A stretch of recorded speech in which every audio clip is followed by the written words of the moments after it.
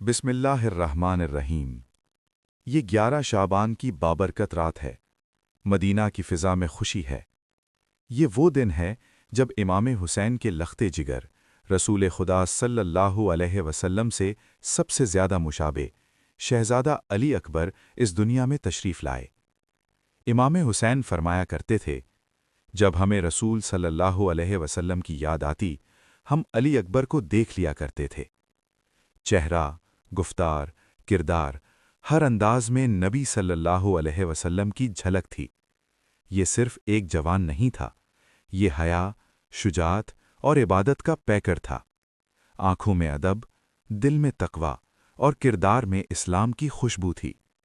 کربلا میں یہ جوان حق کا سب سے روشن چراغ بن گیا۔ مدینہ سے کربلا کا سفر آسان نہ تھا، لیکن علی اکبر کے قدم نہیں ڈگمگائے۔ وہ جانتے تھے یہ سفر واپسی کا نہیں، یہ سفر قربانی کا ہے۔ میدان کربلا میں سب سے پہلے جوان جس نے اجازت مانگی وہ علی اکبر تھے۔